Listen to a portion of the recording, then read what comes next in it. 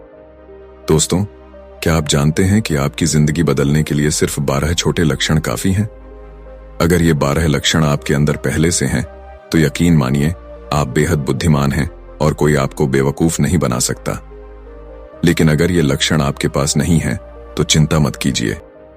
इस वीडियो को अंत तक देखें और जानें कि कैसे आप भी इन्हें अपनाकर एक बुद्धिमान व्यक्ति बन सकते हैं। कहते हैं, बुद्धि बाजार में नहीं बिकती, और ये बात 100% सच है। अगर बुद्धि बिकने वाली चीज होती तो इस दुनिया के सबसे अमीर लोग इसे खरीद लेते। लेकिन ध्यान रखिए, धन से बुद्धि नहीं खरीदी जा सकती, पर बुद्धि से धन जरूर कमाया जा सकता है। तो आइए आज इस वीडियो में जानते हैं उन 12 अद्भुत लक्षणों के बारे में जो आपको एक सच्चा बुद्धिमान व्यक्ति बना सकते हैं। लेकिन उससे पहले अपने अंदर धैर्य जगाइए, क्योंकि इस 10 मिनट के सफर के बाद आप खुद को पहले से बेहतर और बुद्धिमान महसूस करेंगे। बहुत समय पहले की बात है, एक बार एक गुरु अपने आश्रम में शिष्यों को प्रवचन दे रहे थे। वह उन्हें समझा रहे थे कि बुद्धि जीवन का सबसे महत्वपूर्ण गुण है। उन्होंने कहा, जो व्यक्ति बुद्धिमान होता है वह हर कठिनाई का सामना डटकर करता है। कठिन से कठिन परिस्थितियां भी उसे विचलित नहीं कर पाती। वहीं मूर्ख व्यक्ति थोड़ी सी मुश्किल आते ही घबरा जाता है और हार मान बैठता है। गुरु ने समझाया, मूर्खता केवल एक कमजोरी नहीं है, यह एक ऐसा जाल है जिसमें संसार आपको फंसाकर आपका फायदा उठाता है। लेकिन बुद्धिमान व्यक्ति कभी किसी के झांसे में नहीं आता। तो दोस्तों, अब समय आ गया है कि हम जानें, क्या आप इन 12 लक्षणों को अपनाकर बुद्धिमान बन सकते हैं? आइए शुरुआत करें और खुद को बेहतर बनाएं। वीडियो शुरू करने से पहले अगर आप चैनल पर नए हैं तो सिद्धार्थ 2x को सब्सक्राइब जरूर करें और इस वीडियो को लाइक करें। आपकी एक छोटी सी मदद हमें और भी प्रेरित करेगी। चलिए बढ़ते हैं आगे। दोस्तों, यह दुनिया बहुत मतलबी और स्वार्थी है।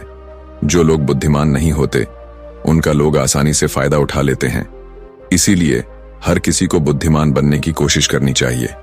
अगर आप धोखे, झूठे प्रेम या दूसरों के हाथों इस्तेमाल होने से बचना चाहते हैं, तो बुद्धिमानी ही आपका सबसे बड़ा हथियार है। अगर आप मूर्ख बने रहे तो यह दुनिया आपको कभी आगे बढ़ने नहीं देगी। जो मनुष्य सुंदर तो है लेकिन बुद्धिहीन है, उसकी सुंदरता व्यर्थ है। उसे यह भी नहीं पता होता कि वह अपनी सुंदरता का उपयोग कैसे करे। सोने की कीमत कितनी होती है यह हर किसी को पता होता है, लेकिन अगर आप उसकी कीमत समझने में असमर्थ हैं तो वह सोना आपके लिए किसी पत्थर से कम नहीं। मूर्ख लोग सोने और पत्थर में अंतर नहीं कर पाते, जबकि बुद्धिमान व्यक्ति जानता है कि सोना कितना मूल्यवान है। यही बुद्धि का महत्व है। गुरु की बातें सुनकर एक शिष्य ने उठकर उनसे पूछा, गुरुदेव, हमें कैसे पता चलेगा कि हम मूर्ख हैं या बुद्धिमान? ये सुनकर गुरु मुस्कुराए और बोले, बेटा, आज मैं तुम्हें बुद्धिमान व्यक्तियों के 12 लक्षणों के बारे में बताऊंगा।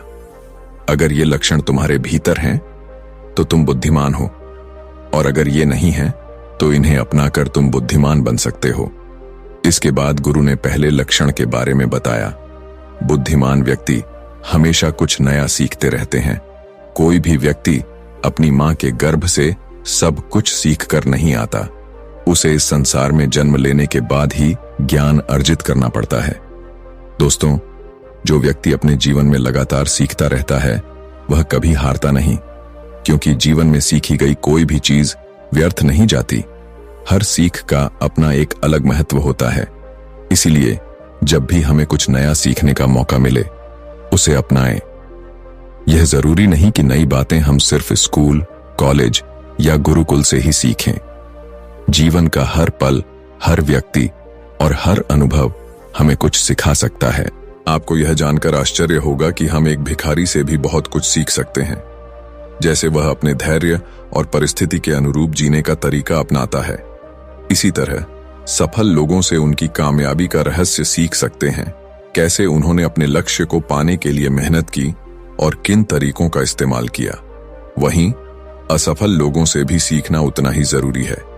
उनसे हम यह समझ सकते हैं कि उन्होंने क्या गलतियां की जो उन्हें सफलता नहीं मिल पाई। उन गलतियों से सबक लेकर हम वही गलतियां दोहराने से बच सकते हैं। गुरु ने समझाया, हमारा जीवन इतना लंबा नहीं है कि हम खुद हर गलती करके उनसे सीखें। इसीलिए दूसरों की गलतियों से सीखना एक बुद्धिमान व्यक्ति की निशानी है। इसके बाद गुरु ने दूसरा लक्षण बताया। बुद्धिमान व्यक्ति समय का सही उपयोग करना जानते हैं। जिसने समय को साध लिया, जिसने अपने जीवन को समय के अनुसार ढाल लिया, उसने अपने जीवन में विजय प्राप्त कर ली। गुरु ने आगे कहा, समय सबसे कीमती संपत्ति है।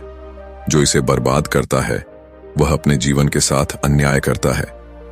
अगर कोई व्यक्ति सही तरीके से जीने का मंत्र समझ ले तो वह जान जाता है कि समय एक अमूल्य संपत्ति है। समय की अहमियत हमें जीवन में सफलता की ओर बढ़ने का मार्ग दिखाती है। एक बार यदि समय हाथ से निकल गया तो वह कभी लौटकर नहीं आता। इस संसार में समय से अधिक मूल्यवान न तो धन है और न ही शक्ति, क्योंकि जब समय साथ नहीं देता तो ये सब चीजें किसी काम की नहीं रहती। हर किसी को जीवन में समान समय मिलता है, लेकिन हर व्यक्ति इसका सही उपयोग नहीं कर पाता। समय हमारे जीवन का सबसे महत्वपूर्ण हिस्सा है और इसके बिना जीवन की कल्पना करना भी असंभव है। यदि समय ठहर जाए तो पूरी प्रकृति की गति थम जाएगी।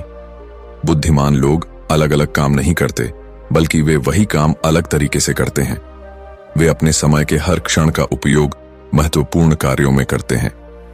दुनिया में असफलता का मुख्य कारण यह है कि लोग सही समय पर सही काम नहीं करते। अगर आप अपने जीवन में कुछ बनना चाहते हैं तो सबसे पहले अपना लक्ष्य तय करें और समय का सही इस्तेमाल करते हुए उस पर काम करें। समय का महत्व हर जीव जंतु और मनुष्य के लिए समान है। यह एकमात्र ऐसी चीज है जिसे यदि खो दिया जाए तो इसे किसी भी कीमत पर वापस नहीं पाया जा सकता। इसलिए सभी को समय की कीमत समझनी चाहिए और इसका सदुपयोग करना चाहिए। यह सच है कि समय सफलता की कुंजी है, लेकिन हमारी सफलता इस पर निर्भर करती है कि हम अपने समय का उपयोग किस प्रकार कर रहे हैं। समय बिना रुके अपनी गति से चलता रहता है। चाहे वह राजा हो या साधारण व्यक्ति, समय ने कभी किसी के लिए रुकना नहीं सीखा। हमें अपने जीवन में समय का महत्व समझते हुए इसे सही दिशा में उपयोग करना चाहिए। समय को व्यर्थ करना अपने जीवन को बर्बाद करने के समान है। फिर गुरु तीसरा लक्षण बताते हुए कहते हैं कि बुद्धिमान लोग अकेले रहना पसंद करते हैं, क्योंकि उन्हें यह समझ होती है कि अकेले रहना मूर्ख और नकारात्मक लोगों के बीच रहने से कहीं बेहतर है। अकेले रहने वालों में एक अलग ही तरह की खूबियां होती हैं। देखो बच्चों, हर इंसान में कुछ न कुछ खासियत जरूर होती है, लेकिन इन खूबियों का पता तभी चलता है जब वह अकेले में रहकर अपने साथ समय बिताता है। जो लोग हमेशा दूसरों के बीच घिरे रहते हैं, उन्हें अपनी खूबियों का अंदाजा नहीं हो पाता, क्योंकि वे दूसरों को देखकर उनके जैसे बनने की कोशिश करते हैं। लेकिन जो व्यक्ति अकेला रहता है वह किसी के प्रभाव में नहीं आता और वही करता है जो उसे सही लगता है। अकेले रहने वाला व्यक्ति अपने निर्णय खुद लेता है, जबकि भीड़ में रहने वाले लोग दूसरों से पूछ पूछ कर निर्णय लेते हैं, जो कि अक्सर गलत भी हो सकते हैं। जब हम किसी से सलाह लेते हैं तो हमारे सामने कई तरह की बातें आती हैं, जिनसे कभी कभी हमारे मन में नकारात्मकता आ जाती है। जैसे, इस व्यक्ति में तो यह खूबी है, मेरे अंदर क्यों नहीं है, या इसने यह काम कर लिया, मैं क्यों नहीं कर पाया। और यही सोच हमारे मन को दुखी कर देती है। इसके विपरीत जो व्यक्ति अकेला रहता है वह अपने निर्णयों से संतुष्ट रहता है, क्योंकि उसे यह बताने वाला कोई नहीं होता कि उसे क्या करना चाहिए या नहीं करना चाहिए। अकेले रहने वाला व्यक्ति अपने बारे में अच्छी तरह जान पाता है और अपने काम को पूरी लगन और मन से करता है, क्योंकि उसे भटकाने वाला उसके आसपास कोई नहीं होता। ऐसे व्यक्ति किसी भी काम के लिए दूसरों पर निर्भर नहीं रहते। वे अपने काम स्वयं करते हैं, जिससे उनके सभी काम समय पर पूरे हो जाते हैं। उन्हें यह भली भांति समझ होती है कि यह दुनिया स्वार्थी है। अगर आप किसी से मदद मांगते हैं तो वह व्यक्ति उस मदद को हर समय गिनाता रहेगा। इसलिए बुद्धिमान व्यक्ति किसी का एहसान लेने से बचते हैं। फिर गुरु चौथा लक्षण बताते हुए कहते हैं कि बुद्धिमान लोग हमेशा कम बोलते हैं। कम बोलने का मतलब यह नहीं है कि आप बिल्कुल न बोलें। इसका अर्थ यह है कि केवल उतना ही बोला जाए जितना जरूरी हो।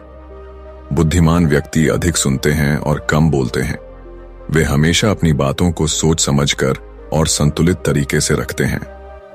गुरु चौथे लक्षण को विस्तार से समझाते हुए कहते हैं कि बुद्धिमान लोग केवल उतना ही बोलते हैं जितना आवश्यक होता है। वे चुपचाप बैठकर सामने वाले की बातों को ध्यान से सुनते हैं और फिर सोच समझकर उसका उत्तर देते हैं। जब हम किसी भी बात को ध्यान से सुनते हैं तो उससे हमें काफी कुछ नया सीखने को मिलता है। इसके विपरीत मूर्ख लोग बिना सोचे समझे लगातार बोलते रहते हैं। वे दूसरों की बातों को सुनने के बजाय अपनी ही बातें सुनाने में ज्यादा विश्वास रखते हैं। इसका परिणाम यह होता है कि उन्हें सामने वाले से कुछ भी नया जानने या समझने का अवसर नहीं मिल पाता। कम बोलने वाला व्यक्ति कभी भी बहस में नहीं उलझता। अगर उसे किसी बात पर बहस की स्थिति लगती है तो वह वहां से चुपचाप निकल जाता है। वहीं मूर्ख व्यक्ति बहस को बढ़ाता रहता है और अक्सर बहस में ऐसा कुछ बोल जाता है जो उसे नहीं बोलना चाहिए था। यही बातें बाद में उसके लिए मुसीबत का कारण बन जाती हैं। बुद्धिमान लोग अपनी बात को कम शब्दों में पूरी करते हैं। उनका यही गुण दूसरों को उनकी बात ध्यान से सुनने के लिए प्रेरित करता है। वहीं मूर्ख व्यक्ति एक ही बात को बार बार दोहराता है, जिससे लोग उसकी बातों में रुचि नहीं लेते और उसे अनसुना कर देते हैं। गुरु बताते हैं कि शब्द एक शक्तिशाली हथियार हैं, जिनसे हम लोगों का दिल जीत सकते हैं। शब्दों का सही तरीके से उपयोग करने की कला बुद्धिमान व्यक्तियों में होती है। इसके बाद गुरु पांचवा लक्षण समझाते हैं। वह कहते हैं कि बुद्धिमान लोग अपने मन की बात, अपनी कमजोरियां या अपने परिवार की बातें किसी से साझा नहीं करते। वे जानते हैं कि आज जो हमारा मित्र है वह कल हमारा शत्रु भी बन सकता है, इसलिए वे अपनी निजी बातें गुप्त रखते हैं। इसके विपरीत मूर्ख लोग अपने मन की बात, अपने घर परिवार की गोपनीय बातें और यहां तक कि अपनी कमजोरियां भी दूसरों को बता देते हैं, चाहे वह उनके मित्र हों, पड़ोसी हों या रिश्तेदार। जब बुरा समय आता है और वे धोखे का शिकार हो जाते हैं तो वे दूसरों को दोष देते रहते हैं, जबकि असल में उन्होंने खुद ही दूसरों को मौका दिया होता है। गुरु छठे लक्षण की व्याख्या करते हुए बताते हैं कि बुद्धिमान व्यक्ति कभी भी अपनी कमजोरियों को दूसरों के सामने प्रकट नहीं करते हैं। वे जानते हैं कि यह संसार स्वार्थ से भरा हुआ है। लोग दूसरों की कमजोरियों का फायदा उठाने में देर नहीं लगाते। यहाँ बहुत कम लोग ऐसे होते हैं जो किसी की कमजोरी या मजबूरी को जानकर उसका लाभ नहीं उठाते। बुद्धिमान व्यक्ति इसीलिए अपनी कमजोरियों को छिपाकर रखते हैं ताकि कोई उनका गलत उपयोग न कर सके। वहीं मूर्ख लोग अपनी बातें, कमजोरियां और निजी समस्याएं दूसरों को बता देते हैं और फिर धोखे का शिकार हो जाते हैं। इसके बाद गुरु छठा लक्षण बताते हैं। वह कहते हैं कि बुद्धिमान व्यक्ति अपने जीवन में एक ही लक्ष्य निर्धारित करते हैं और निरंतर उसी पर काम करते रहते हैं। वहीं मूर्ख लोग एक ही समय में कई लक्ष्य बना लेते हैं जो उनके लिए मुश्किलें खड़ी करता है। गुरु समझाते हैं कि जिस प्रकार हम एक साथ कई वस्त्र नहीं पहन सकते, उसी प्रकार हम एक समय में कई कार्य नहीं कर सकते। बुद्धिमान व्यक्ति इस बात को भली भांति समझते हैं और एक समय में एक ही कार्य पर अपना पूरा ध्यान केंद्रित करते हैं। वे अपनी ऊर्जा और समय को विभिन्न कार्यों में व्यर्थ नहीं करते। यही कारण है कि वे अपने लक्ष्य को जल्दी प्राप्त कर लेते हैं। दूसरी ओर मूर्ख लोग कई लक्ष्य बना लेते हैं और हर लक्ष्य को पूरा करने के लिए अपने समय को विभाजित कर देते हैं। इसका परिणाम यह होता है कि उनका कोई भी कार्य पूरा नहीं हो पाता। जब हम कई कामों में खुद को बांट लेते हैं तो हमारा ध्यान बंट जाता है और हर काम अधूरा रह जाता है। गुरु कहते हैं कि एक लक्ष्य पर ध्यान केंद्रित करने से हमारा समय और ऊर्जा पूरी तरह उसी कार्य में लगती है। इस तरह हम अपने कार्य को पूर्ण करने में सफल होते हैं। इसके बाद गुरु सातवां लक्षण समझाते हैं। वह कहते हैं कि बुद्धिमान व्यक्ति अपनी तुलना कभी किसी और से नहीं करते।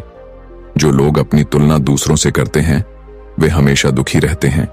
इस संसार में सभी लोग अलग अलग हैं। हर व्यक्ति में अलग अलग प्रकार की प्रतिभाएं और क्षमताएं होती हैं। गुरु समझाते हैं कि एक आम का पेड़ सभी प्रकार के फल नहीं दे सकता। उसी प्रकार एक मनुष्य में सभी प्रकार के गुण मौजूद नहीं हो सकते। हर व्यक्ति अपनी अलग विशेषताओं और गुणों के अनुसार ही सफल होता है। लेकिन मूर्ख लोग अपनी तुलना दूसरों से करते रहते हैं।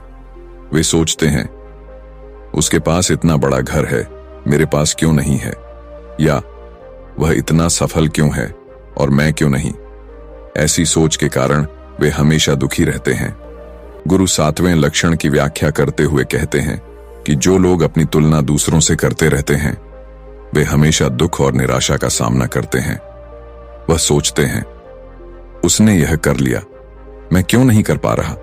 उसने व्यापार में इतनी सफलता हासिल कर ली, लेकिन जब मैं व्यापार करता हूं तो मुझे हमेशा नुकसान ही होता है।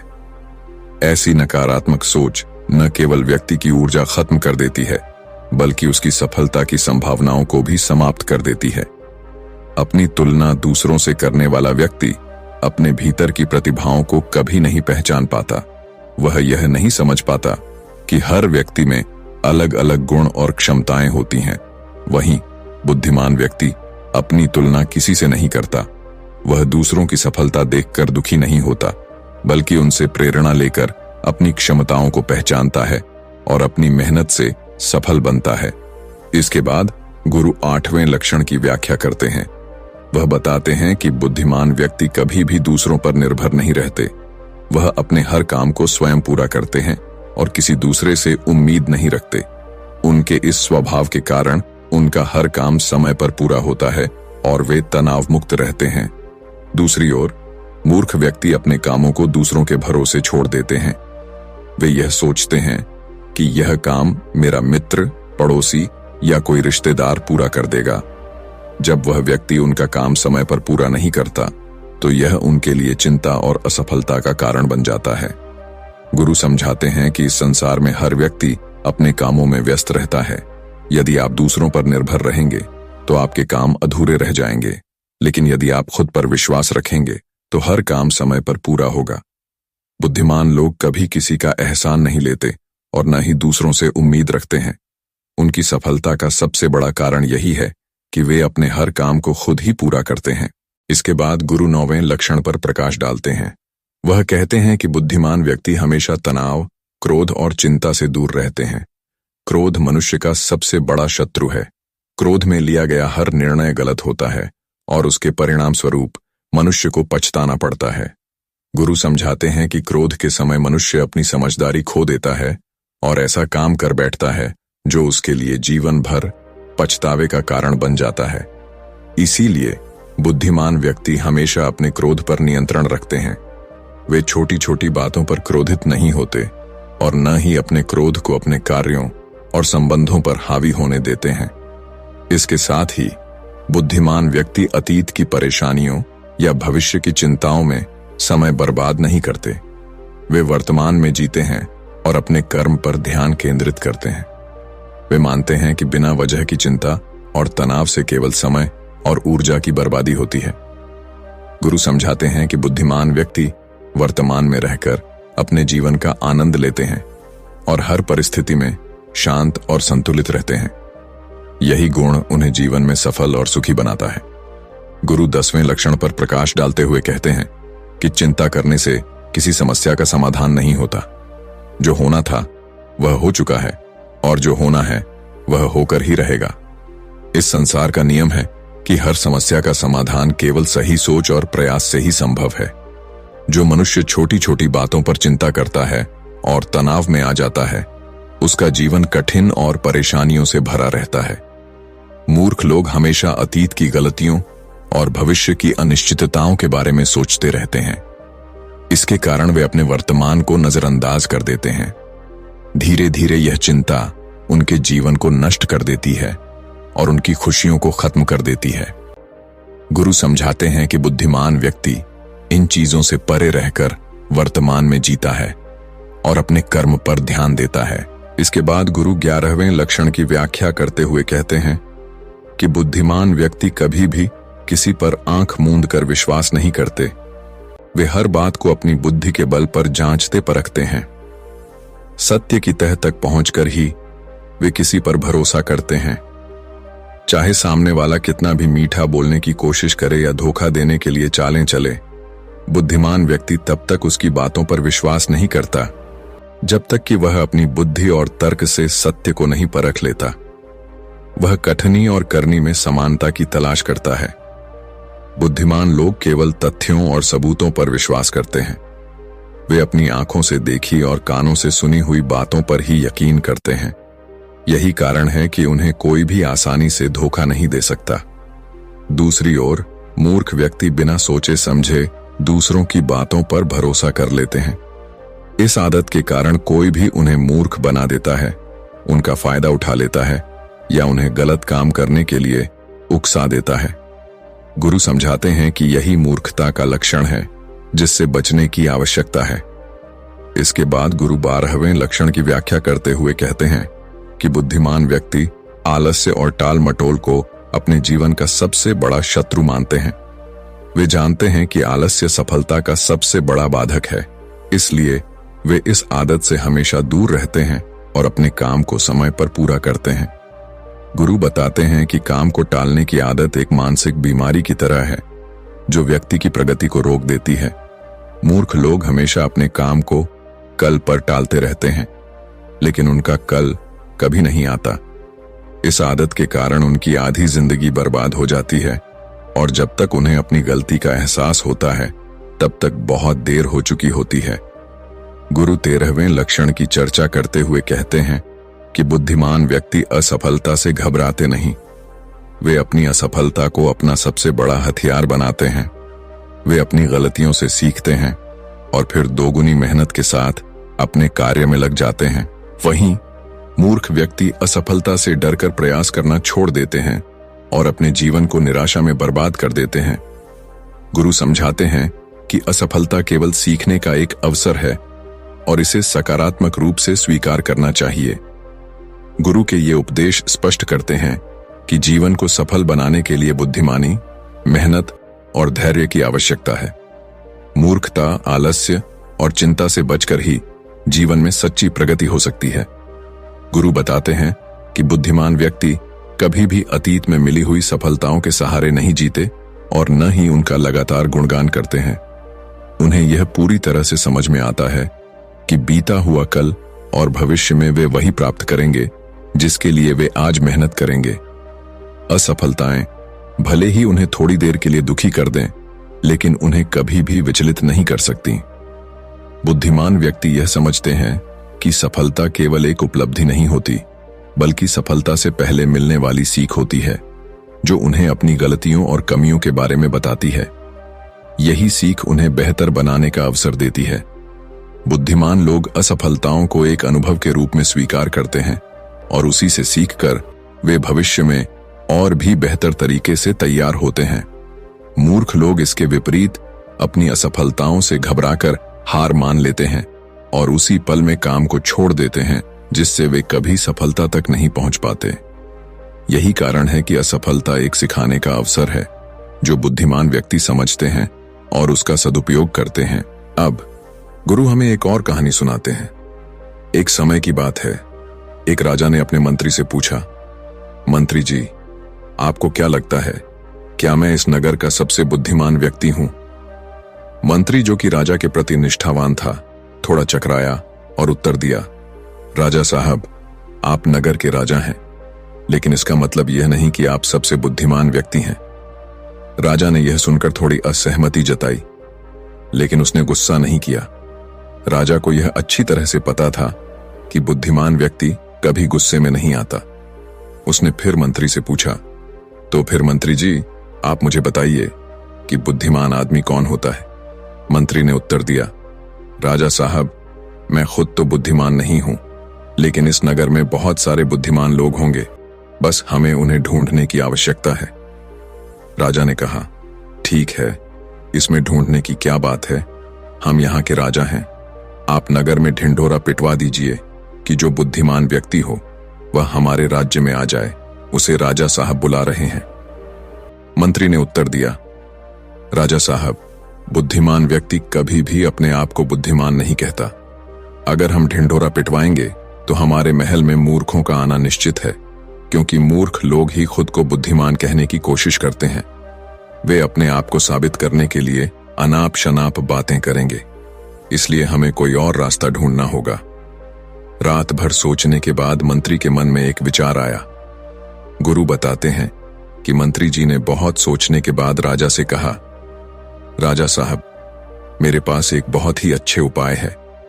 अगर हम इस उपाय को अपनाते हैं तो बहुत जल्दी ही बुद्धिमान व्यक्ति हमारे पास आ जाएगा और हम उसे पहचान लेंगे। राजा ने उत्सुकता से पूछा, ठीक है, बताइए, वह तरीका क्या है? मंत्री ने कहा, हम पूरे नगर में एक ढिंढोरा पिटवा देते हैं कि जो कोई भी व्यक्ति हमारे राजा को ऐसी नई बात बताएगा जो उन्होंने कभी न सुनी हो, तो हम उसे 2000 मोहरे देंगे। राजा सुनकर थोड़ा हैरान हुआ और बोला, मंत्री जी, आप क्या चाहते हैं? हम कंगाल हो जाएंगे। ऐसे तो बहुत सारी बातें हैं जो हमने नहीं सुनी है। अगर कोई व्यक्ति आकर हमें वह बातें बताएगा तो हमें 1000 मोहरे देनी होंगी, और भला वह व्यक्ति बुद्धिमान कैसे हो सकता है? मंत्री जी मुस्कुराते हुए बोले, राजा साहब, चिंता न करें, इसका भी एक उपाय है। यदि कोई नई बात बताएगा तो हम कह देंगे कि हमने पहले ही यह बात सुनी है। ऐसे में हमें 2000 मोहरे नहीं देनी होंगी, लेकिन जो व्यक्ति वास्तव में बुद्धिमान होगा वह हमारे सामने कोई नई बात नहीं बताएगा, बल्कि वह ऐसा तरीका अपनाएगा कि हमें मोहरे देने के अलावा कोई और रास्ता नहीं बचेगा। राजा ने मंत्री की योजना को समझते हुए पूरे राज्य में ढिंढोरा पिटवाने का आदेश दिया। जल्द ही बहुत सारे लोग राजा के पास आए और उन्होंने नई नई बातें बताईं। हर एक को सुनकर राजा यही कहता, यह बात तो मैंने पहले ही सुनी है। दूसरे राज्यों से भी लोग आए और 1000 मोहरे की लालच में उन्होंने कुछ बहुत ही अजीब बातें बताईं। कुछ लोग बहुत पुरानी बातें बताते तो कुछ लोग ऐसी बातें बताते जो दूर दराज से आती, लेकिन राजा हर बार यही कहता, यह बात तो मैंने पिछले साल ही सुनी है। दिन बीतते गए और एक दिन एक साधु राजा के दरबार में आया। वह राजा से बोला, राजा साहब, क्या आप मुझे कोई नई बात बताएंगे? राजा ने मुस्कुराते हुए जवाब दिया, हाँ, अगर आप कोई नई बात बताते हैं तो हम आपको मोहरे देंगे। साधु ने राजा से कहा, राजा साहब, मुझे यह बात अपने दादाजी से सुनने का अवसर मिला था। वे हमेशा कहते थे कि हमारे परदादा के पास बहुत अधिक संपत्ति थी, लेकिन आपके परदादा, जो पृथ्वी सिंह थे, वे यहां के राजा थे। एक बार ऐसा हुआ था जो शायद आपको नहीं पता होगा। उस समय हमारे नगर में भीषण अकाल पड़ा था, जिससे लोगों को बहुत नुकसान हुआ था और राजकोष में भी भारी कमी हो गई थी। आपके परदादा ने मेरे परदादा से 4000 सोने की मोहरें उधार ली थीं। मेरे परदादा हमेशा कहते थे कि अगर पृथ्वी सिंह जी मेरे पिताजी को वह 4000 मोहरें लौटा देते तो हमारा परिवार कभी भी गरीब नहीं होता। साधु ने आगे कहा, अब देखिए राजा साहब, मेरे परदादा ने आपके परदादा की मदद की थी, इसीलिए हमारे परिवार की आर्थिक स्थिति खराब हो गई। फिर मेरे दादाजी भी गरीब रहे, मेरे पिताजी भी गरीबी से जूझते रहे और अंत में मैं भी एक गरीब परिवार में जन्मा। यही कारण था कि मैं साधु बन गया। मुझे यह मालूम था कि यदि मैं आपके पास आऊंगा तो आप वह मोहरे वापस नहीं देंगे, क्योंकि आपने तो कभी इस घटना के बारे में सुना ही नहीं। लेकिन आपने यह कहा था कि जो कोई मुझे नई बात बताएगा उसे 2000 मोहरे मिलेंगी। तो मैंने सोचा मैं आपको यह कहानी सुनाऊं ताकि आपको इतनी पुरानी बात का पता चले। राजा इस बात को सुनकर हैरान रह गया, लेकिन मंत्री जी तुरंत समझ गए कि यह साधु इस नगर का सबसे बुद्धिमान व्यक्ति है। अब राजा के लिए एक मुश्किल स्थिति पैदा हो गई थी। यदि राजा यह कह देता कि यह बात मैंने नहीं सुनी, तो राजा को शर्त के अनुसार 2000 मोहरे उस साधु को देनी पड़ती, और अगर राजा यह कह देता कि यह बात मैंने पहले से सुनी थी, तो फिर उसे 4000 मोहरे लौटानी पड़ती। राजा ने सोचा और मन ही मन मुस्कुराया कि इस बुद्धिमान साधु ने उन्हें किस तरह अपनी बात से फंसा लिया है। राजा ने उसके बाद उस साधु के चरणों में गिरकर कहा, साधु बाबा, हम तो यह देखना चाहते थे कि हमारे राज्य में सबसे बुद्धिमान आदमी कौन है। मेरे और मंत्री जी के बीच एक शर्त थी कि अगर हमारे राज्य में कोई मुझसे ज्यादा बुद्धिमान होगा तो हम उसे पकड़ लेंगे, और देखिए हम आपको पकड़ चुके हैं। साधु ने इसे सुनकर समझ लिया कि राजा ने यह सब केवल खेल खेल में किया था। वह बोले, राजा साहब, मैं तो सिर्फ इस होड़ को खत्म करना चाहता था। जब मुझे पता चला कि आप मोहरे बांट रहे हैं तो पूरे नगर में एक अजीब सी भागदौड़ मच गई। लोग अपना काम छोड़कर इस काम में लग गए। अब सोचिए, अगर वे अपने काम को छोड़कर सिर्फ इस काम में लगे रहे तो हमारे राज्य का क्या हाल होगा। मैं तो बस यही चाहता था कि यह होड़ खत्म हो जाए, इसीलिए मैंने यह तरीका अपनाया। राजा ने फिर पूछा, साधु बाबा, लेकिन एक बुद्धिमान आदमी का होना कैसा होता है? कौन से गुण होते हैं जो उसे बुद्धिमान बनाते हैं? साधु ने मुस्कुराते हुए जवाब दिया, राजा साहब, वैसे तो बुद्धिमान आदमी को पहचानना कठिन होता है, क्योंकि बुद्धिमान और मूर्ख व्यक्ति अक्सर एक जैसे दिखते हैं, लेकिन उनके बीच बड़ा अंतर होता है।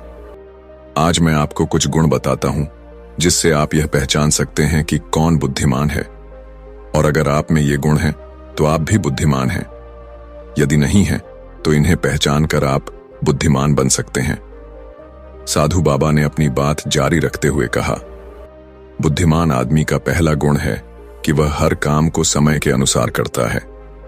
वह फालतू समय को भी सदुपयोग में लेता है और सबसे महत्वपूर्ण कामों को पहले करता है। बुद्धिमान लोग हमेशा समय को धन से अधिक महत्व देते हैं, क्योंकि वे इस बात को अच्छे से समझते हैं कि इस दुनिया में समय ही वह चीज है जिसे हम बढ़ा नहीं सकते। इसलिए वे अपने कामों की सूची बनाते हैं और उन्हें समय पर पूरा करने की कोशिश करते हैं। दूसरा गुण है कि बुद्धिमान व्यक्ति आलसी नहीं होता। वह अपने कामों को टालता नहीं है, क्योंकि वह जानता है कि काम को टालने की आदत इंसान को कभी आगे नहीं बढ़ने देती। आलस्य ही वह सबसे बड़ा शत्रु है जिसे बुद्धिमान लोग कभी अपनी आदतों का हिस्सा नहीं बनने देते। तीसरा गुण यह है कि बुद्धिमान आदमी को किसी से कोई शिकायत नहीं होती। वह समझता है कि इंसान गलतियों का पुतला है और इसीलिए माफ करना सबसे बड़ा गुण है। अगर किसी से गलती हो जाती है तो वह उस पर गुस्सा नहीं करता, बल्कि उसे समझाता है। वह हमेशा माफ करके जीवन में आगे बढ़ता है। साधु बाबा ने अपनी बातें जारी रखते हुए कहा, बुद्धिमान आदमी को यह भी पता होता है कि इंसान से गलतियां होती रहती हैं, लेकिन वह अपनी गलतियों से ही सीखता है। यदि वह कोई गलती कर भी लेता है तो उसे यह पता होता है कि वह गलती एक ही बार करेगा और कभी उसे दोहराएगा नहीं। कहते हैं कि एक बार इंसान गलती करता है, लेकिन यदि वही गलती वह बार बार करता है तो वह मूर्ख कहलाता है, क्योंकि वही गलती उसे भविष्य में नहीं करनी चाहिए।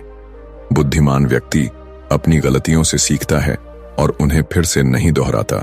साधु बाबा ने राजा को समझाया, बुद्धिमान आदमी का तीसरा गुण यह है कि वह कभी गुस्से में या ज्यादा खुशी में कोई निर्णय नहीं लेता। उसे यह समझ में आता है कि गुस्से में लिया गया निर्णय कभी लाभकारी नहीं होता, क्योंकि गुस्से में हमारा दिमाग काम करना बंद कर देता है। उसी तरह अत्यधिक खुशी में लिया गया निर्णय भी गलत हो सकता है, क्योंकि उस वक्त हम उत्तेजना में रहते हैं और जो निर्णय लेते हैं वह पछतावे का कारण बनते हैं। इसलिए बुद्धिमान व्यक्ति शांतिपूर्वक सोचता है और फिर निर्णय लेता है। वह दोनों पक्षों, सही और गलत, फायदा और नुकसान को अच्छे से समझता है और फिर ही कोई कदम उठाता है। साधु बाबा ने आगे कहा, चौथा गुण है कि बुद्धिमान आदमी कभी भी अपने मन की बातें दूसरों से नहीं करता। वह जानता है कि आज का मित्र कभी शत्रु बन सकता है, और इसीलिए वह अपनी निजी बातें, अपनी कमजोरियां और अपनी ताकतें किसी को नहीं बताता।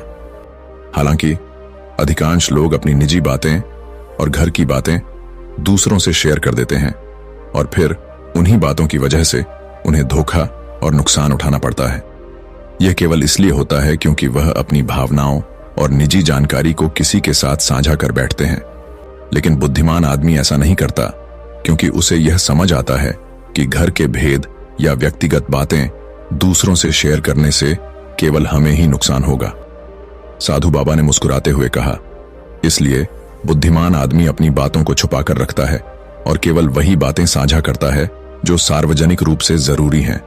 वह समझता है कि इससे उसका नुकसान नहीं होगा और वह हमेशा सुरक्षित रहेगा। अब पांचवां गुण जो बुद्धिमान आदमी के अंदर होता है वह होता है, साधु बाबा ने आगे कहा, पांचवां गुण यह है कि बुद्धिमान आदमी सभी से बातचीत करता है, क्योंकि उसे हर किसी के अनुभव से सीखने की आवश्यकता होती है। वह समझता है कि किसी भी क्षेत्र का सफल व्यक्ति कुछ ही मिनटों में उन्हें वह बातें बता सकता है जिन्हें सीखने में दूसरों को सालों लग जाते हैं, वह सफलता के साथ साथ असफलताओं से भी सीखता है। क्योंकि जीवन में अगर हम सीखने की कोशिश करते हैं तो हमारी उम्र छोटी पड़ जाती है।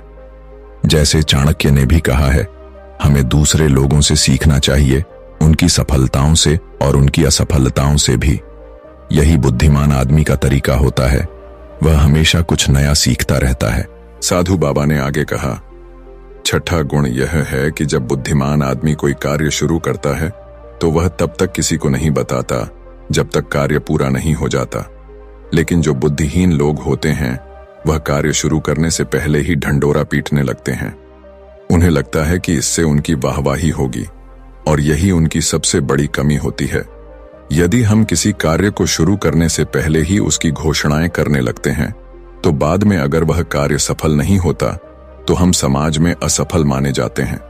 और अगर हम अपना कार्य बिना किसी को बताए शुरू करते हैं तो जब कार्य पूरा हो जाता है तब लोग खुद ही हमारी सफलता को पहचानते हैं।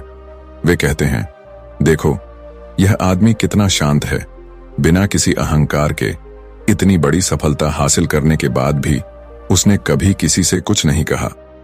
यही लोग हमें समाज में सम्मान और प्रतिष्ठा देते हैं।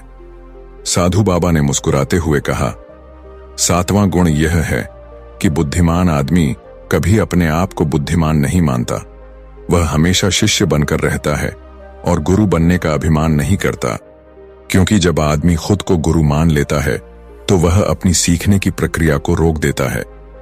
वह सोचता है कि अब उसे और कुछ सीखने की जरूरत नहीं है, और यहीं पर वह अपनी प्रगति को रोक देता है।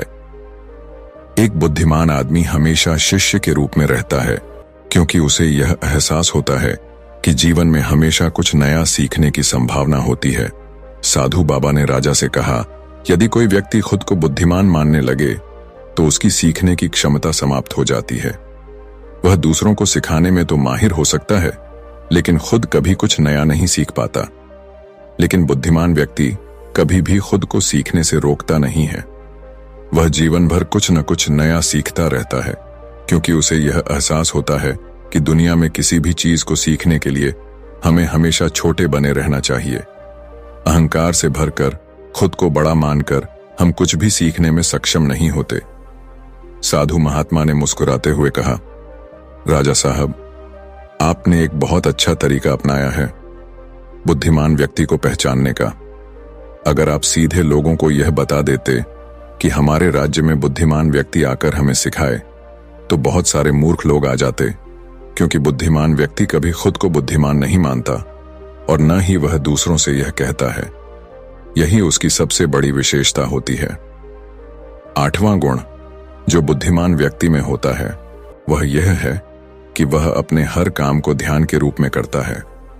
वह जानता है कि इस दुनिया में हम कुछ भी संग्रहित नहीं कर सकते, क्योंकि मौत के बाद कुछ भी हमारे साथ नहीं जाएगा। यही कारण है कि वह ध्यान और आध्यात्मिकता को ज्यादा महत्व देता है। वह ऐसा तरीका अपनाता है जिससे उसका हर कार्य ध्यान बन जाए। हमने इस पर पहले ही एक वीडियो बनाई है, आप उसे देख सकते हैं। वीडियो का लिंक आपको डिस्क्रिप्शन में मिल जाएगा। साधु बाबा ने आगे कहा, नौवां गुण यह है कि बुद्धिमान व्यक्ति कभी जल्दी उत्तेजित नहीं होता, चाहे परिस्थितियां कैसी भी हों। वह स्थिर और शांत रहता है, और यही उसकी सबसे बड़ी बुद्धिमानी होती है। आम लोग छोटी सी खुशी पर उत्तेजित हो जाते हैं या थोड़ी सी परेशानी में दुखी हो जाते हैं, लेकिन बुद्धिमान व्यक्ति जानता है कि समय हमेशा बदलता रहता है। वह खुशियों में भी संतुलित रहता है और दुखों में भी खुद को संभाल कर चलता है। साधु बाबा ने अपनी बात पूरी करते हुए कहा, समय की यही आदत है, यही उसकी फितरत है। समय कभी भी बदल सकता है। अच्छा समय बुरा हो सकता है और बुरा समय अच्छा भी बन सकता है। इसलिए बुद्धिमान व्यक्ति दोनों पहलुओं को सोचकर आगे बढ़ता है। वह इन दोनों पहलुओं से बाहर निकलकर उन पर विचार करता है, जिससे वह किसी भी स्थिति में संतुलित रह पाता है। साधु बाबा की बातों से राजा को बहुत कुछ सीखने को मिला। राजा ने सोचा कि हमें हमेशा समय को समझकर और अपनी स्थिति को सही ढंग से परख कर ही आगे बढ़ना चाहिए। दोस्तों, आपको यह कहानी कैसी लगी? कृपया कमेंट सेक्शन में अपनी राय जरूर साझा करें।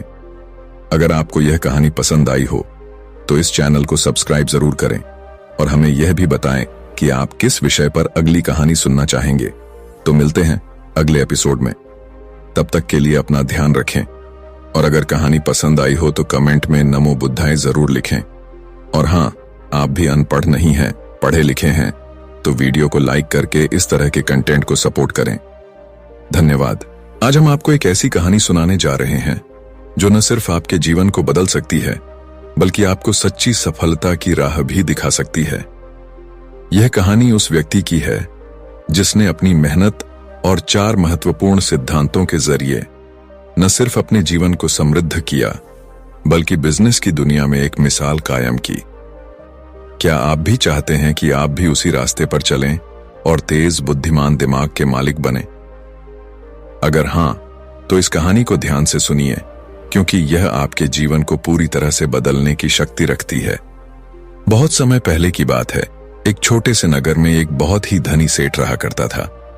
उस सेठ के पास सब कुछ था, धन, संपत्ति, सम्मान और एक सफल व्यापार। लेकिन उसकी सफलता के पीछे 4 ऐसे सिद्धांत थे जिनका पालन उसने दिन प्रतिदिन किया था। इन्हीं सिद्धांतों ने उसकी जिंदगी को इतना बेहतरीन बना दिया था। वह हर जगह सफलता की मिसाल बना था। जहां भी वह जाता, व्यापार में सफलता सुनिश्चित थी। यह व्यक्ति कभी भी हारता नहीं था क्योंकि उसके पास वह 4 रहस्यमयी बातें थीं जिनका पालन करने से उसने अपने जीवन में हर कठिनाई को पार किया था। हालांकि अब वह सेठ काफी बूढ़ा हो चुका था और उसे महसूस होने लगा था कि उसकी मृत्यु करीब आ चुकी है। वह जानता था कि उसके बाद उसका व्यवसाय और संपत्ति उसके बेटे को सौंपनी है, लेकिन उसे यह भी पता था कि उसका बेटा बहुत भोला और नादान है। तो वह सेठ अपने बेटे से क्या कहना चाहता था और वह 4 बातें क्या थीं जो उसकी सफलता का राज थीं? जानने के लिए इस कहानी को अंत तक देखिए। उसका बेटा अभी तक दुनिया की समझ से अनजान था, इसलिए उसने अपने पिता को पास बुलाया और कहा, पिताजी, मुझे दुनिया की सच्चाई समझाइए। फिर उस धनी सेठ ने अपने बेटे को प्यार से समझाते हुए कहा, बेटा, मेरे जीवन में सफलता पाने के लिए मैंने 4 महत्वपूर्ण सिद्धांतों का पालन किया था। इन सिद्धांतों ने ही मुझे जीवन में हर कठिनाई को पार करने की शक्ति दी और मुझे वह सब कुछ दिया जो आज मेरे पास है। इन सिद्धांतों का अनुसरण करके मैं अपने जीवन को संतुष्ट और समृद्ध बना सका। आज मैं इस नगर का सबसे धनी व्यक्ति हूं, लेकिन मेरी सबसे बड़ी खुशी यही है कि मैं संतुष्ट हूं और शांतिपूर्वक जीवन जी रहा हूं। मुझे कभी किसी चीज की कमी नहीं रही, न ही कभी मुझे बीमारी ने परेशान किया। तुम देख ही रहे हो अब मैं कितना खुश हूं, लेकिन मैं चाहता हूं कि तुम मुझसे भी आगे बढ़ो। तुम एक और बड़ी पहचान बनाओ, तुम भी समृद्धि प्राप्त करो, लोग तुम्हें जाने, तुम्हारा नाम हो, क्योंकि तुम्हारा समय कुछ और है और हमारा समय कुछ और था। धनवान सेठ ने अपने बेटे को करीब बुलाया और कहा, बेटा, अब मैं तुम्हें वह 4 बातें बताने जा रहा हूं जिन्हें मैंने अपने पिताजी से सीखा था और इनका पालन करते हुए ही मैं यहां तक पहुंचा। यदि तुम इन 4 बातों को अपने जीवन में उतारोगे तो तुम्हारा जीवन भी सफलता से भरा होगा। पहली बात, काम पर छांव में जाना और छांव में लौटना। दूसरी बात, अपने घर के चारों ओर चमड़े की बांट लगाना। तीसरी बात, हमेशा खाने को मीठा करके खाना। चौथी बात, अपनी पत्नी को हमेशा बांध कर रखना। इतना कहकर वह धनवान सेठ अपने बेटे को समझा गया और शांति से यह जानता था कि उसका बेटा इन बातों को गंभीरता से मानेगा और अपने जीवन में लागू करेगा। दोस्तों, मुझे उम्मीद है कि आप इस कहानी में खोकर अभी तक वीडियो को लाइक और चैनल को सब्सक्राइब करना नहीं भूले होंगे। कहानी में आगे बढ़ते हुए उस सेठ का बेटा पिता की बातों को अपने जीवन में पूरी तरह से उतारने की सोचने लगा। कुछ महीनों बाद धनवान सेठ का निधन हो गया। बाद सेठ का बेटा उन 4 बातों को एक कागज पर लिखकर अपने जीवन में उतारने लगा। पहली बात, काम पर छांव में जाना को उसने सबसे पहले लागू किया। उसने अपने घर से लेकर दुकान तक पूरे रास्ते पर एक बड़ा टेंट लगवा दिया। अब जब भी कोई उससे पूछता कि उसने ऐसा क्यों किया, तो वह बस इतना ही कहता, मेरे पिताजी ने मुझे यही करने को कहा था। धनवान सेठ का बेटा अब अपने पिता की दी हुई सलाहों को अपने तरीके से समझने लगा। जैसे ही उसने अपने पिता की दूसरी सलाह को लागू किया, उसने अपने घर के दोनों ओर चमड़े की एक दीवार खड़ी करवा दी।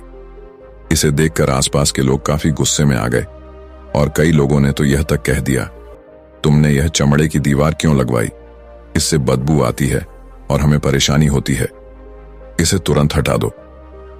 लेकिन धनवान सेठ के बेटे के पास पर्याप्त पैसा था और कोई भी उसे ज्यादा समय तक विरोध नहीं कर सका। वह जानता था कि उसे अपने पिता की बातों का पालन करना है, तो उसने इसे अनदेखा कर दिया। फिर उसने तीसरी सलाह को भी माना, हमेशा खाने को मीठा करके खाना। इसके बाद वह अपनी पत्नी से रोज मीठा खाना बनवाता था, कभी सेवियां, कभी हलवा, कभी मिठाइयां। रोज कुछ न कुछ मीठा खाना उसकी आदत बन गई। लेकिन चौथी बात, अपनी पत्नी को हमेशा बांध कर रखना, वह भी पूरी तरह से लागू करने लगा। वह अपनी पत्नी को रस्सी से बांध कर रखता था। धीरे धीरे यह सब उसे खुद के लिए सही लगता गया। कुछ महीनों के बाद उसका जीवन पूरी तरह से बदलने लगा। जिस तरह से उसने अपने पिता की बातों को गलत समझा और उनका पालन किया, वैसा ही उसके जीवन में घटित होने लगा। उसका व्यापार अब रुकने लगा था। ग्राहक कम हो गए थे क्योंकि अब वह दुकान पर सिर्फ तब जाता था जब उसका मन करता था। काम में मन नहीं लगने के कारण ग्राहकों का विश्वास भी टूटने लगा और वे एक एक करके उसकी दुकान छोड़ने लगे। कुछ ही महीनों में वह व्यापार जो उसके पिता ने मेहनत और ईमानदारी से खड़ा किया था, अब पूरी तरह से बर्बाद हो गया था। उसकी स्थिति बिगड़ने लगी। अब उसके पास पैसे भी कम थे। उसने अपने घर के चारों ओर चमड़े की दीवार लगवाकर आसपास के लोगों को भी परेशान कर दिया था। घर के आसपास की बदबू फैलने के कारण लोग वहां आना भी पसंद नहीं करते थे। रिश्तेदार और दोस्त भी उसके घर आने से कतराने लगे। अब उसकी सेहत भी बिगड़ने लगी थी। वह हमेशा मीठा खाता रहता था, जिससे उसका वजन बहुत बढ़ चुका था और शरीर में कई बीमारियां समा गई थीं। उसका स्वास्थ्य अब ठीक नहीं रहता था और वह दिन प्रतिदिन परेशान होने लगा। चौथी सलाह, अपनी पत्नी को हमेशा बांध कर रखना भी उसकी शादी को मुश्किल बना चुकी थी। उसकी पत्नी उससे नाराज हो गई और घर छोड़कर अपने मायके चली गई। वह अपनी पत्नी को मनाने की बहुत कोशिशें करता रहा, लेकिन उसकी पत्नी उसे छोड़कर नहीं आई। अंत में वह सेठ का बेटा पूरी तरह से असफल हो चुका था। ना तो उसके पास व्यापार था, ना पैसे, ना पत्नी और ना ही रिश्तेदार जो उसके पास कभी पैसों के लिए आते थे। उसकी स्थिति इतनी खराब हो चुकी थी कि अब उसका स्वास्थ्य भी खराब हो गया था। वह अब समझ नहीं पा रहा था कि उसकी जिंदगी में यह सब क्यों हो रहा है। सेठ का बेटा अब अपनी बर्बादी के बारे में सोचता और बहुत परेशान था। वह मन ही मन अपने पिता को कोसता, पिताजी, आपने मेरा पूरा जीवन बर्बाद कर दिया। आपकी उन 4 बातों ने आज मुझसे सब कुछ छीन लिया है। ना व्यापार, ना धन, ना रिश्तेदार, ना पत्नी, और यहां तक कि मेरी सेहत भी खराब हो गई। अगर मैंने आपकी उन 4 बातों को नहीं माना होता तो आज मैं एक सुखी जीवन जी रहा होता। आपके द्वारा दी गई इन बातों का पालन करके मुझे क्या मिला? मैंने एक आदर्श बेटे की तरह आपकी सारी बातें मानी, उन पर विश्वास किया, लेकिन आज मुझे महसूस हो रहा है कि मैं मूर्ख था जो मैंने बिना समझे आपकी बातों को अपना लिया। ये सोचते हुए वह बेतहाशा रोने लगा। इसी दौरान उसे पता चला कि पास के नगर में एक साधु महाराज आए हुए हैं जो हर किसी की समस्या का हल बताते हैं। यह सुनकर वह एक बार उन साधु से मिलकर अपनी समस्याओं का समाधान जानने की उम्मीद के साथ उनके पास पहुंचा। वहां जाकर उसने सीधे साधु के चरणों में गिरकर जोर जोर से रोते हुए कहा, हे गुरुदेव, अब आप ही मुझे बचा सकते हैं। मेरे पिताजी ने तो मेरा जीवन बर्बाद कर दिया। आज मेरी जो भी हालत है वह सब मेरे पिताजी की वजह से है। उन्होंने मुझे हमेशा अच्छे बेटे की तरह अपनी बातें मानने की सलाह दी और मैंने उनका पालन किया। लेकिन देखिए, पिताजी ने मुझे क्या सिखाया। वह मेरे जीवन को इस कदर बर्बाद कर गए कि मुझे अब इसका खामियाजा भुगतना पड़ रहा है। मैंने उनकी हर बात को अपनी जिंदगी में उतारा, लेकिन आज देखिए क्या हो गया। मैं नहीं समझ पा रहा हूं कि पिताजी ने मुझे ऐसा क्यों किया। क्या मैंने उनके साथ कुछ गलत किया था? इतना कहकर वह सेठ का बेटा और भी जोर जोर से रोने लगा। साधु महाराज ने उसे शांत किया और कहा, बेटा चुप हो जाओ, पहले मुझे तो बताओ तुम्हारे साथ हुआ क्या है? तुम क्यों रो रहे हो और तुम्हारी परेशानी का कारण क्या है? साधु की बात सुनकर सेठ का बेटा अपने पिताजी की मृत्यु के बाद लिखी हुई एक पर्ची निकालकर साधु के हाथ में रख दी। उस पर्ची में उसके पिता की चारों बातें लिखी हुई थीं।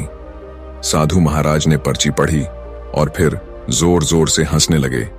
उन्होंने कहा, तुम कितने बड़े मूर्ख हो। तुम्हारे पिताजी ने तुम्हें दुनिया का सारा ज्ञान दे दिया, लेकिन तुम उसे समझ नहीं पाए। तुमने उसका सही तरह से पालन नहीं किया और अब कह रहे हो कि तुम्हारे पिताजी ने तुम्हें गलत राह दिखाई। तुमने उनके शब्दों का गलत अर्थ निकाला और उन्हें गलत तरीके से अपनाया। साधु महाराज ने सेठ के बेटे को समझाया, तुम्हारे पिताजी ने तुम्हें जो कहा था कि काम पर छांव में जाना और छांव में आना, इसका असली मतलब यह है कि तुम सूर्योदय से पहले ही अपनी दुकान पर पहुंचो और सूर्यास्त के बाद ही घर लौटो। इससे तुम अपनी दुकान पर अधिक समय बिता सकोगे, अपने काम को अच्छे से समझ पाओगे और उसे सही तरह से कर सकोगे। इसका उद्देश्य था कि तुम अपने काम में पूरी तरह से जुट सको और उसमें तरक्की कर सको।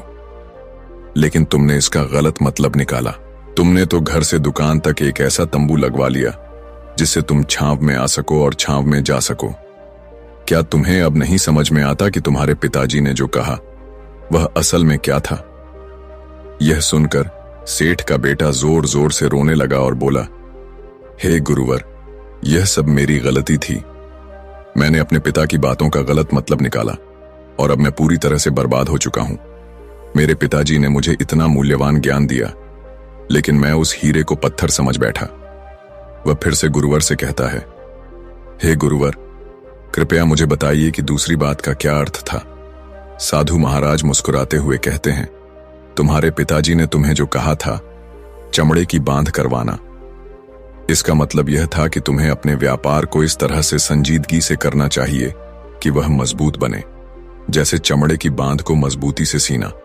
तुम्हें अपने व्यवसाय में मेहनत और समर्पण से काम करना चाहिए ताकि वह सच्चे तरीके से बढ़े और स्थिर रहे। लेकिन तुमने इस बात को भी गलत समझ लिया। तुमने केवल दिखावा किया और असल में अपने काम में गहरी सोच और प्रयास की कमी रही। साधु महाराज ने सेठ के बेटे से कहा, तुम्हारे पिताजी ने तुम्हें जो कहा था कि अपने घर में कुत्ता या बिल्ली पालो, इसका असली मतलब यह था कि तुम्हें अपने घर में एक ऐसा रक्षक रखना चाहिए जो तुम्हारी संपत्ति की रक्षा करे। कुत्ता या बिल्ली को पालने से घर के चारों ओर सुरक्षा बढ़ती है, जिससे तुम्हें अपने धन और संपत्ति को लेकर कोई चिंता नहीं रहती। तुम बेफिक्र होकर दुकान के काम पर ध्यान दे पाओगे और तरक्की कर सकोगे। इसके अलावा तुम्हें कभी यह डर नहीं रहेगा कि कोई चोर आकर तुम्हारी संपत्ति चुरा ले जाएगा। लेकिन तुमने इस बात का अर्थ कुछ और ही निकाला। तुमने घर की दीवारों को चमड़े से भरवा लिया, जिससे घर के चारों ओर गंदी बदबू फैल गई। इस बदबू के कारण न केवल तुम्हारे पड़ोसी बल्कि तुम्हारे मित्र और रिश्तेदार भी तुम्हारे घर आने से कतराने लगे।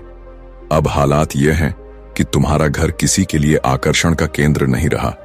लोग तुम्हें नापसंद करने लगे और यह भी तुम्हारी बर्बादी का कारण बन गया। यह सुनकर सेठ का बेटा कहता है, हे गुरुवर, यह सब तो ठीक है, लेकिन खाने को मीठा करके खाना का क्या?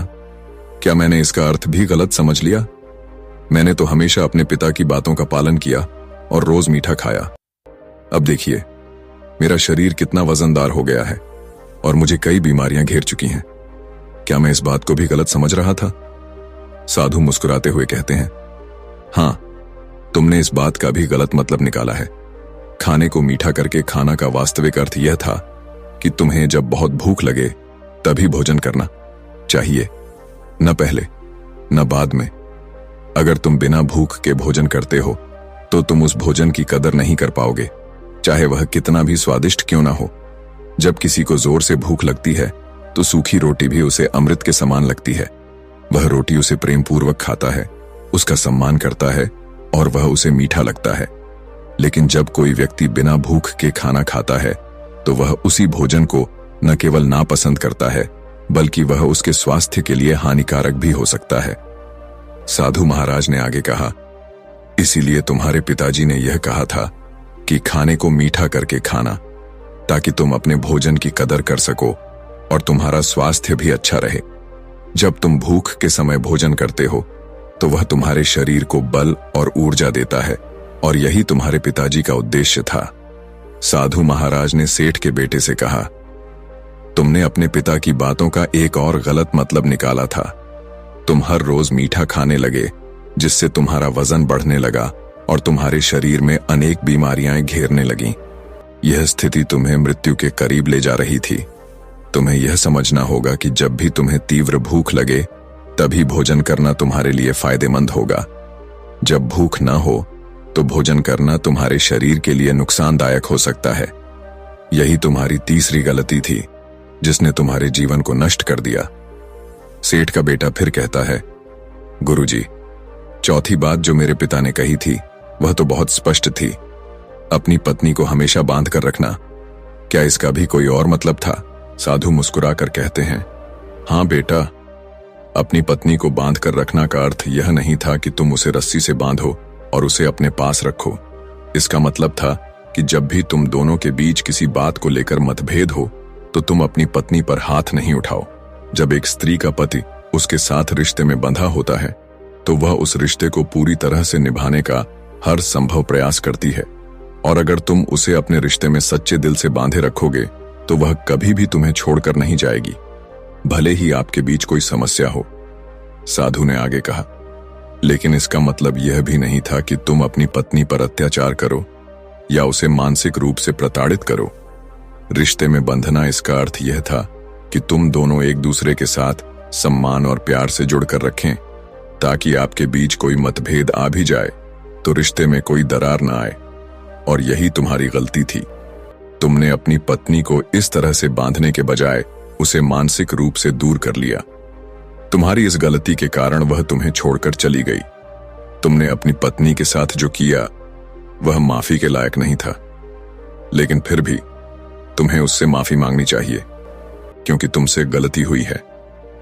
साधु ने कहा, अब समय आ गया है कि तुम अपनी पत्नी से माफी मांगो और उसे घर वापस लाओ। तुम्हारे पिता ने तुम्हें 4 बातें समझाने का प्रयास किया था, लेकिन तुमने उन सभी का गलत मतलब निकाला। यही कारण था कि तुम पूरी तरह से बर्बाद हो गए, लेकिन तुम अभी भी समय पर हो। यदि तुम इन बातों का सही से पालन करो तो तुम एक बार फिर से वह सब कुछ पा सकते हो जो तुमने खो दिया है। ये सारी बातें जीवन के संकटों का समाधान है। यदि तुम सफल होना चाहते हो तो तुम्हें मेहनत करनी होगी। सूर्य उगने से पहले तुम्हें अपने घर से निकलना होगा और सूर्य ढलने के बाद ही घर वापस लौटना होगा, ताकि कोई तुम्हारी मेहनत से कमाई हुई संपत्ति छीन न सके। तुम्हें अपने रिश्तों को इस प्रकार निभाना होगा कि वे तुम्हारे लिए परेशानी का कारण न बने, और हमेशा अपने स्वास्थ्य का ध्यान रखते हुए जब तुम्हें भूख लगे तभी अच्छे और स्वास्थ्यवर्धक भोजन का सेवन करना होगा, ताकि तुम्हारी हर सांस का मूल्य समझ सको। साधु ने कहा, तुम्हें अपने रिश्तों को हमेशा अच्छे से बांध कर रखना चाहिए। उन्हें खुला मत छोड़ना, क्योंकि वे हाथ से फिसल सकते हैं। इसके साथ ही अपने घर में हमेशा कुत्ता या बिल्ली जरूर पालना, ताकि तुम्हारा धन हमेशा सुरक्षित रहे। इन सभी बातों को अपने जीवन में लागू करने के बाद तुम फिर से वह सब कुछ पा सकते हो जो तुमने खो दिया था। हो सकता है तुम इससे भी अधिक सफलता और समृद्धि प्राप्त कर सको। इससे तुम्हारा जीवन खुशहाल और सुखमय हो सकता है। साधु के शब्दों को सुनकर सेठ का बेटा अब पूरी तरह से समझ चुका था। उसने उन गुरु को प्रणाम किया और घर लौट आया। उसने उन 4 महत्वपूर्ण बातों को अपने जीवन में उतारा और उनका सही तरीके से पालन करना शुरू किया। धीरे धीरे उसकी जिंदगी में सकारात्मक बदलाव आने लगे। वह फिर से अपने व्यापार को खड़ा करने में सफल रहा और अपनी पत्नी को भी वापस घर लाने में सफल हुआ। कुछ ही समय में उसका जीवन फिर से सुखमय और आनंदमय हो गया था। अब हम बात करेंगे उन 4 लक्षणों के बारे में जिन्हें अपनाने से कोई भी व्यक्ति उच्च स्तर का बुद्धिमान बन सकता है। बुद्ध के अनुसार ऐसे व्यक्ति संसार में बहुत दुर्लभ होते हैं, जिनसे विवाह करने वाली स्त्री को अत्यधिक भाग्य मिलता है और जिनसे संतान होती है उनके माता पिता भी धन्य होते हैं। समस्त मित्रगण और परिवार भी उन पर गर्व महसूस करते हैं। जिस कुल में ऐसा व्यक्ति जन्म लेता है वह परिवार अपने सभी पापों से मुक्त हो जाता है और परिवार का उद्धार होता है। यदि आप इनमें से एक भी लक्षण रखते हैं तो आप एक महात्मा हैं और आपके आसपास के सभी लोग उन्नति की ओर बढ़ेंगे। महात्मा विदुर ने इन लक्षणों के बारे में कहा है। वह अपने समय के सबसे बुद्धिमान और प्रामाणिक पुरुष थे, जिनका व्यक्तित्व बहुत ही सम्मानीय था। विदुर जी ने कहा, जो व्यक्ति बुद्धिमान होता है वह सामने वाले के स्वास्थ्य का ख्याल रखता है और झूठ बोलने पर भी वह बिना संकोच उसकी मदद करता है। हालांकि स्वार्थी लोग यह सोचते हैं कि उन्होंने बुद्धिमान व्यक्ति को झूठ बोलकर मूर्ख बना लिया है, लेकिन यह सच्चाई नहीं है। साधु ने इसके बाद आगे बताया, महात्मा विदुर के अनुसार वह व्यक्ति जो दूसरों की मदद करता है और बिना स्वार्थ के जीवन जीता है, वही असली बुद्धिमान होता है। इस तरह के व्यक्ति का हर कोई सम्मान करता है और उनके साथ रहने से जीवन में सच्ची समृद्धि और शांति आती है। महात्मा लोग दूसरों के मन की गहराई को जानते हैं। वे यह समझते हैं कि किसी के मन में उनके प्रति द्वेष की भावना भी हो सकती है, फिर भी वे बिना संकोच किए उन पर उपकार करते हैं। वे स्वार्थी लोगों की प्रशंसा या झूठी बातों से प्रसन्न नहीं होते, बल्कि उनकी मूर्खता को नादानी समझकर उन पर उपकार करते हैं। भगवान श्री राम का उदाहरण देते हुए साधु ने कहा, श्री राम ने अपने पुत्र के प्रति अपनी मातृभक्ति को समझा था और फिर भी वह राज्य के लिए अपनी माता के स्वार्थ का विरोध कर सकते थे, लेकिन उन्होंने अपनी महानता दिखाई और राज्य का त्याग कर दिया। अब हम दूसरे लक्षण की ओर बढ़ते हैं। यह है दूसरों के पापों को जानकर भी उनकी निंदा न करना। महात्मा विदुर कहते हैं, जो व्यक्ति दूसरों के पापों को जानकर भी उनकी निंदा नहीं करता, वह सबसे बड़ा ज्ञानी है। वह किसी के द्वारा किए गए गलत कामों का आलोचनात्मक रूप से उल्लेख नहीं करता और न ही दूसरों के गुप्त रहस्यों को उजागर करता है। ज्ञानी जन कभी भी दूसरों के अतीत के आधार पर उनके वर्तमान को आंकते नहीं हैं। यदि कोई व्यक्ति अपने पापों के लिए शर्मिंदा है या प्रायश्चित कर रहा है, तो उसके पापों को उजागर करना या उसे अपमानित करना ज्ञानी लोगों का लक्षण नहीं है। तीसरे लक्षण की ओर बढ़ते हैं, जो है श्रेष्ठ कार्य करके उनका प्रचार न करना। महात्मा बुद्ध कहते हैं, ज्ञानी लोग श्रेष्ठ और कल्याणकारी कार्य करते हैं, लेकिन वे अपने किए गए कार्यों का प्रचार नहीं करते और न ही उनसे प्राप्त प्रशंसा की कोई अपेक्षा रखते हैं। ऐसे लोग अपने श्रेष्ठ कार्यों से प्रसन्न होते हैं, न कि लोगों से मिलने वाली प्रशंसा से। कुछ लोग दान और धर्म के कार्यों में खुशी नहीं पाते जब तक कि लोग उनकी प्रशंसा न करें। उनका उद्देश्य श्रेष्ठ कार्य करना नहीं होता, बल्कि उनकी इच्छा केवल प्रशंसा प्राप्त करने की होती है। लेकिन ज्ञानी जन उन प्रशंसा के भूखे नहीं होते।